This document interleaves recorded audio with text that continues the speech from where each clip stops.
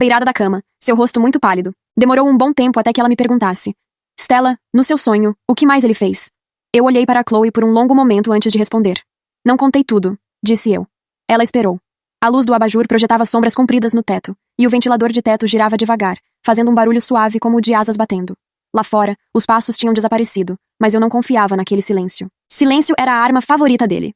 Eu disse que ele levantava de madrugada, continuei com a voz bem baixa. Ia até a porta do seu quarto. Ficava ouvindo você respirar pelo lado de fora. Esperava até o momento certo. Chloe ficou tão quieta que eu ouvi o coração dela batendo. Ou talvez fosse o meu próprio. E depois? Ela sussurrou. Depois ele abria a porta. Ela fechou os olhos. Quando os abriu novamente, havia outra Chloe ali. Não a Chloe gentil que cortava melancia e arrumava cama para vizinhos. Havia algo duro se formando por trás dos olhos dela, como pedra esfriando depois de muito tempo num fogo bravo. Ela não disse mais nada. Só colocou o celular no colo e começou a digitar.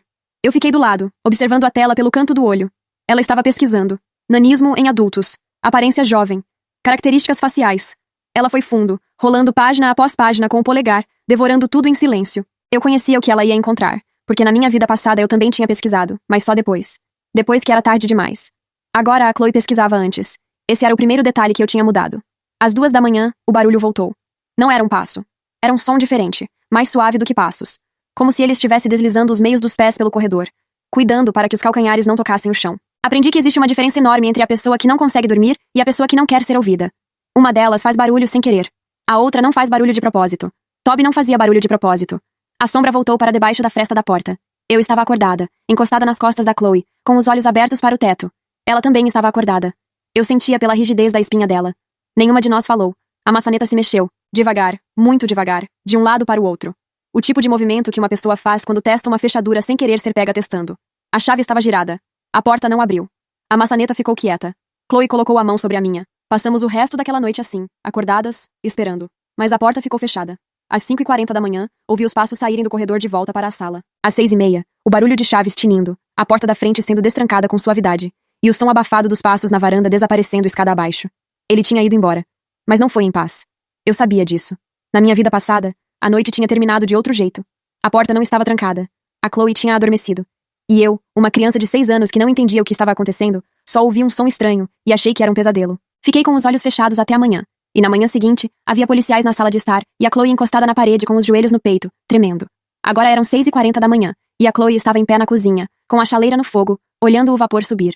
Ela não tinha dormido nada. Eu me sentei à mesa e a observei. Ela tinha os braços cruzados sobre o peito, os dedos apertando os próprios cotovelos. Havia olheiras fundas embaixo dos olhos, mas os olhos em si estavam limpos. Não era a olheira de quem chorou. Era a olheira de quem não piscar na escuridão por horas. Chloe, eu disse. Ela virou para mim. Precisamos contar para os pais quando eles voltarem. Ela ficou quieta por um instante. Então assentiu. Uma vez, só. Firme. O que você acha que eles vão fazer? Ela perguntou. Eu não sei, disse eu. Mas eles precisam saber que ele estava na porta. Eles precisam saber sobre as pesquisas que você fez. Precisam saber que a maçaneta foi mexida. Ela colocou 2 copos na mesa. Sentou-se à minha frente. Stella. Sim. Você tem 6 anos. Eu sei. Como você sabe falar assim? Eu não soube o que responder. Deixei o silêncio ficar entre nós. Chloe olhou para o próprio copo de chá. O vapor subia, enrolava no ar e desaparecia. No seu sonho, ela começou, bem devagar, como se pesasse cada palavra antes de soltá-la. Depois que os policiais vieram. O que aconteceu com ele? Prender, eu disse. Eles prenderam ele. E ele ficou preso? Eu hesitei. Na minha vida passada, eu tinha apenas 11 anos quando ele saiu. A sentença era curta. O promotor disse que as evidências eram suficientes para o crime que havia acontecido no quarto, mas não suficientes para provar premeditação. O caderno foi considerado perturbador, mas não ilegal. As fotos foram juntadas ao processo, mas o advogado de defesa argumentou que não provavam intenção de reincidência. Ele ficou 4 anos. Saiu quando eu tinha 10. Quando eu tinha 11, vi ele pela última vez de longe, num supermercado do outro lado da cidade. Ele estava empurrando um carrinho, com um boné na cabeça, e eu fiquei parada no meio do corredor, sem conseguir respirar até minha mãe me puxar pelo braço. A Chloe nunca soube disso. Ela não pisava na rua desde então. Não respondi à pergunta dela diretamente. Disse apenas, por isso precisamos fazer certo desta vez.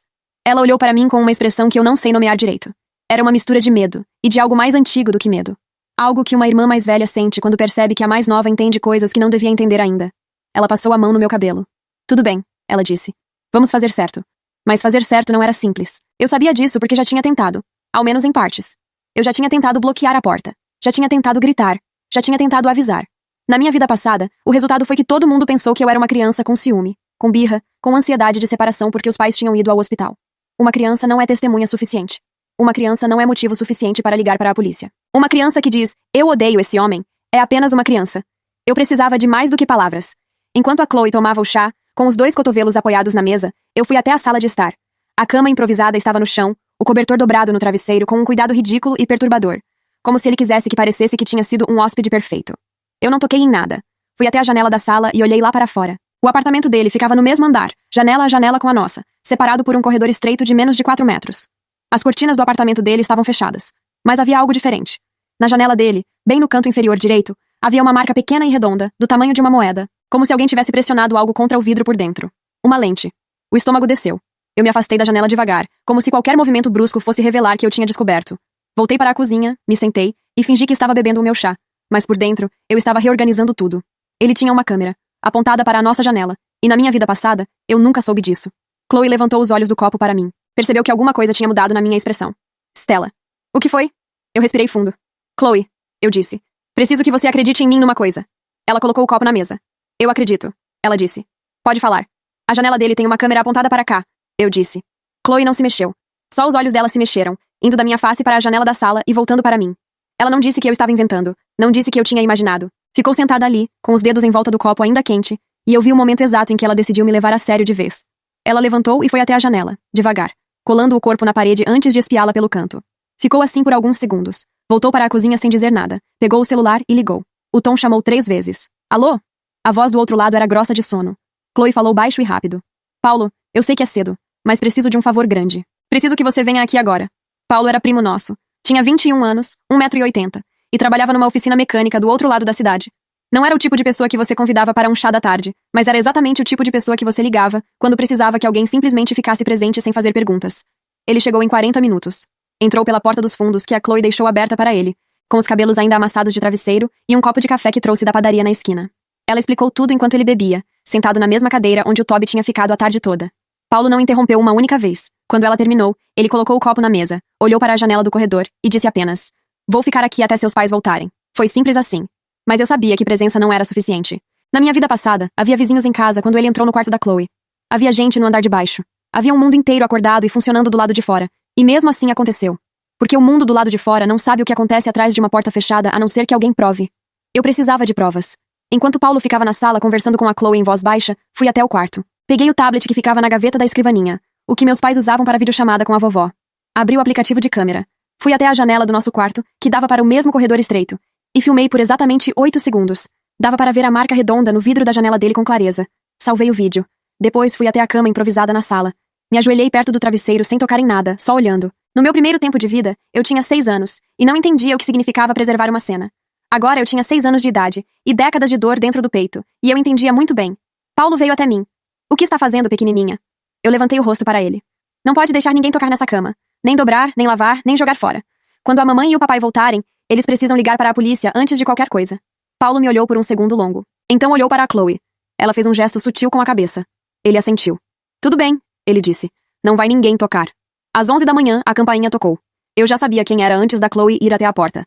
Era o Toby.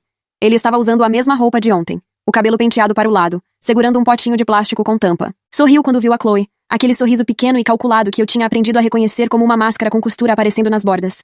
"Trouxe brigadeiro", ele disse, "para agradecer por vocês terem me deixado ficar." Chloe não abriu a porta mais do que uma fresta. Por trás dela, Paulo estava de pé no corredor, sem aparecer, mas próximo o suficiente para ser ouvido se fosse necessário. "Obrigada, Toby", disse a Chloe. "Mas não precisa, eu insisto." Ele estendeu o potinho. Ela não pegou. Houve um silêncio curto. O tipo de silêncio que ele não esperava. Nos outros encontros que eu tinha vivido com ele, a Chloe sempre cedia. Sempre abria um pouco mais a porta. Sempre aceitava o brigadeiro. Sempre deixava a conversa se estender mais um minuto. Depois mais um. Depois mais um. Desta vez, a porta ficou onde estava. "Eu apareço mais tarde", ele disse por fim. E havia uma nota diferente na voz dele. Não era gentileza. Era aviso. A Chloe fechou a porta. Girou a chave. Encostou as costas na madeira por um instante, respirando. Depois foi até o sofá e se sentou ao lado do Paulo. Eu fui até a janela do corredor e expirei pelo canto. Vi o Toby parado na varanda do apartamento dele, de frente para a nossa janela, olhando. Ele ficou assim por 3 minutos, sem se mexer. Então entrou. Eu me afastei da janela e fui sentar no chão perto do sofá, onde a Chloe e o Paulo conversavam baixinho. Fechei os olhos um momento. Tentei organizar tudo na cabeça. Câmera filmada, cama intacta, Paulo aqui, pais voltando amanhã. Mas havia algo que continuava me incomodando. Uma peça que não encaixava. Na minha vida passada, a polícia encontrou o caderno dele no quarto de hóspedes onde ele tinha ficado. Mas o quarto de hóspedes era na casa dos nossos avós, 2 cidades daqui, onde a família toda tinha passado o feriado um mês antes. Aqui, no apartamento dele, o que havia? Eu ainda não sabia. E então, bem naquele momento, o celular da Chloe tocou. Era nosso pai. Ele falou animado, aliviado. A vovó estava melhor. A febre tinha baixado. Os médicos tinham dado alta. Eles estavam saindo do hospital e chegariam em casa ainda aquela tarde. A Chloe fechou os olhos de alívio. Mas quando abriu, me olhou. E eu vi nos olhos dela a mesma coisa que eu sentia no peito. Aquela tarde, aquela mesma tarde, o telefone tinha tocado antes. Na minha vida passada, meu pai tinha ligado com a mesma notícia, com a mesma voz aliviada. A vovó estava melhor. Eles chegariam cedo. E a Chloe, acreditando que em poucas horas tudo estaria bem, tinha relaxado. Tinha deixado a guarda baixar. Tinha dormido no sofá enquanto esperava, esquecendo de trancar o quarto. E quando meu pai e minha mãe tinham chegado e aberto a porta da frente, chamando nossos nomes com a voz leve de quem volta com boa notícia, a sala de estar já estava cheia de policiais. E a história tinha começado a se repetir. Desta vez não ia se repetir. Eu me levantei do chão antes que a Chloe dissesse qualquer coisa e fui direto até o Paulo. Paulo, eu disse. Você tem carro? Ele me olhou de canto. Tenho. Por quê? Preciso ir até a delegacia antes que meus pais cheguem. A sala ficou quieta. Chloe abaixou o celular devagar. Stella, eu virei para ela. Na minha vida passada, vocês ficaram esperando a coisa certa acontecer. Os policiais vieram depois. O estrago já estava feito. Desta vez, a gente vai antes. Nenhum dos dois respondeu imediatamente. Eu sabia o que eles estavam pensando. Uma criança de 6 anos falando em delegacia. Uma criança de 6 anos com um tablet na mão e palavras na boca que não cabiam na idade. Era difícil de engolir, mas havia o vídeo da câmera na janela. Havia a maçaneta mexida de madrugada. Havia um homem adulto que tinha dormido no apartamento de 2 meninas sozinhas e voltado de manhã com brigadeiro como se fosse coisa normal. Paulo passou a mão na nuca e soltou um suspiro. Vamos, ele disse. A delegacia ficava a 12 minutos de carro. Eu fui sentada no banco de trás, segurando o tablet no colo com as 2 mãos. A Chloe ficou do meu lado, olhando pela janela sem falar. O sol batia forte no asfalto e as ruas estavam vazias daquele jeito preguiçoso de tarde de sábado. Na delegacia, o atendente era um homem de meia idade com bigode e uma expressão de quem já tinha ouvido muita coisa ruim e aprendido a não deixar nada disso aparecer no rosto. Ele nos olhou, olhou para o Paulo, olhou para mim, olhou para a Chloe e esperou. A Chloe falou. Ela foi precisa. Não exagerou, não chorou, não pediu desculpa por estar ali. Disse o nome dele, a idade dele, o apartamento dele, o que ele tinha feito na noite anterior, o que eu tinha filmado pela manhã. Paulo ficou de pé ao lado dela o tempo todo. O atendente anotou tudo. Depois pediu para ver o vídeo. Eu entreguei o tablet. Ele assistiu 2 vezes, virou para o colega ao lado e disse uma coisa baixo que eu não ouvi. O colega se levantou. Vou precisar que vocês esperem aqui um momento, ele disse. Esperamos 40 minutos. Eu fiquei sentada numa cadeira plástica com os pés balançando porque não chegavam no chão, olhando o ventilador de teto girar.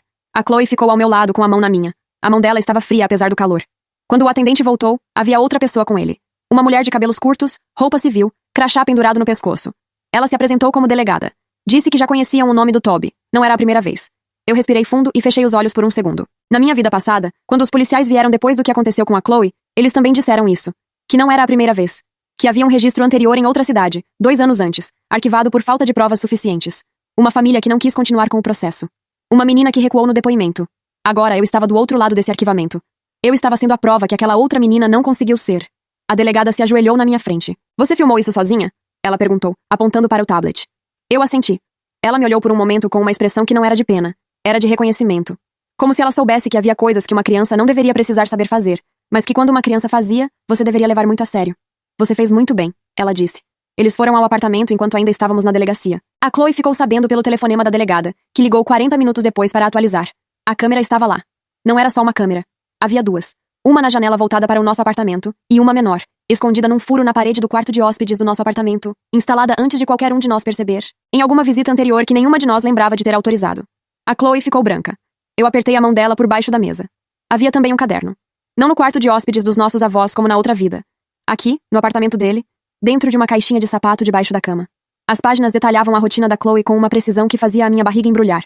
A hora que ela acordava.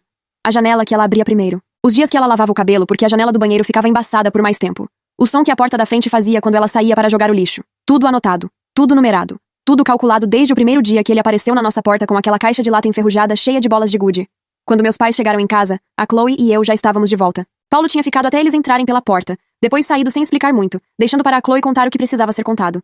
Minha mãe ouviu tudo de pé no meio da sala, com a mala ainda na mão, sem soltar. Meu pai ficou sentado no sofá com a cabeça baixa. Nenhum deles interrompeu. Quando a Chloe terminou, minha mãe veio até mim, se ajoelhou e me abraçou com uma força que doeu um pouco, mas eu deixei. Eu sei que dói quando as pessoas abraçam com medo. É diferente de abraçar com carinho.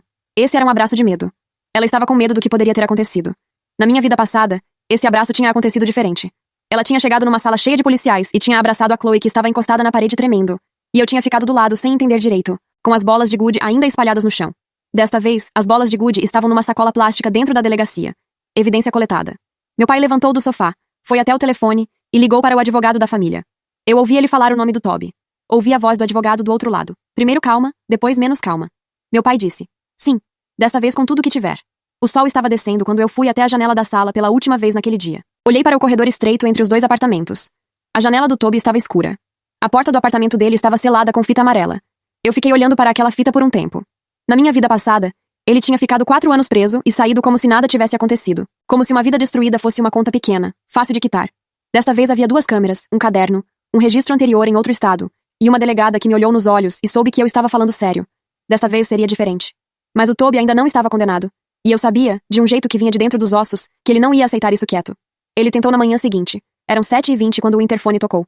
Meu pai foi atender. A voz do Toby veio pelo alto-falante com aquele tom suave, quase apologético, que ele usava como casaco para esconder o que havia embaixo. Bom dia, Sr. Miller. Eu só queria me explicar sobre o mal-entendido de ontem. Meu pai ficou de pé na frente do interfone por 3 segundos sem responder. Então falou com uma voz que eu nunca tinha ouvido dele antes. Uma voz que não tinha raiva, não tinha nervoso. Só tinha certeza. Mal-entendido não é a palavra que eu usaria. Não abra a porta! Ele desligou o interfone e foi ligar para a delegada. Eu estava na porta do corredor ouvindo tudo.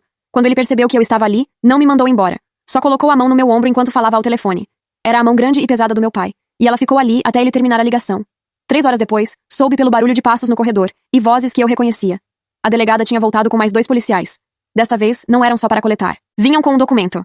Eu fui até a janela e vi, pelo corredor estreito, o momento em que a porta do apartamento do Toby abriu. Ele apareceu vestido, penteado, com aquele sorriso treinado no rosto. Quando viu os 3 policiais, o sorriso não saiu imediatamente. Ele ficou ali por um segundo extra, segurado pela força do hábito, antes de escorregar. Esse segundo me disse tudo. Ele tinha achado que ia conseguir se explicar. Tinha achado que o sorriso ia funcionar como sempre funcionou. Tinha achado que uma criança de 6 anos e uma adolescente sozinhas em casa eram uma escolha calculada e segura. E que mesmo se alguma coisa saísse errada, o mundo não ia acreditar nelas. Era o mesmo erro que ele tinha cometido na minha vida passada. Subestimar. A delegada leu o documento. Ele escutou com os braços caídos ao lado do corpo, a expressão do rosto se transformando devagar, como gelo que derrete mas não para na água cair, só murcha. Quando ela terminou, ele disse uma coisa baixo que eu não ouvi. Ela respondeu com uma frase curta, e apontou para o corredor. Ele foi.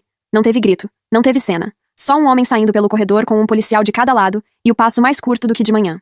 A caixa de lata enferrujada ficou para trás, em cima da escrivaninha do apartamento dele. As bolas de gude não rolaram pelos meus pés dessa vez. Ficaram quietas onde estavam. O julgamento durou meses. Eu não estava presente nas audiências, mas minha mãe me contava partes enquanto dobrava roupa ou lavava a louça, com cuidado, escolhendo as palavras, me olhando de canto para ver se eu estava bem. Eu estava. O advogado do Toby tentou argumentar que a câmera era por segurança pessoal. A delegada apresentou o ângulo da câmera como prova de que a única coisa na direção da lente era a janela do nosso apartamento.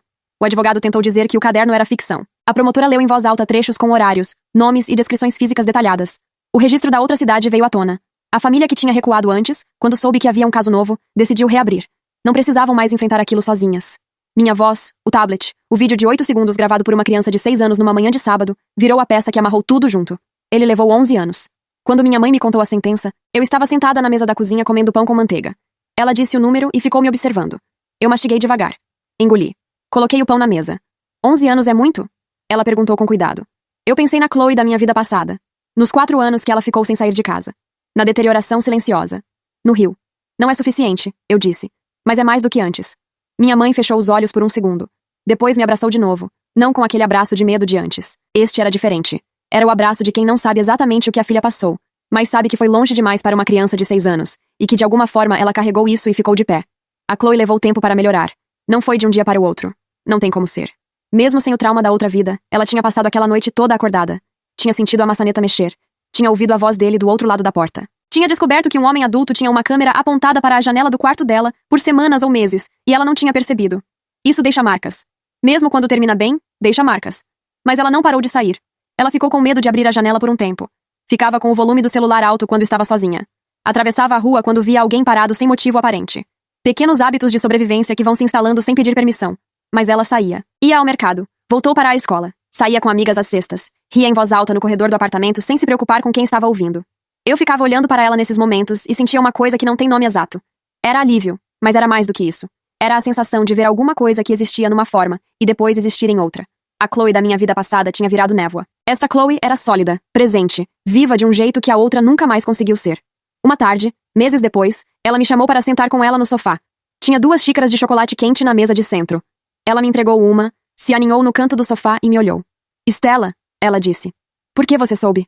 Eu segurei a xícara com as 2 mãos. O calor subia no vapor. Soube o quê? Que ele era perigoso.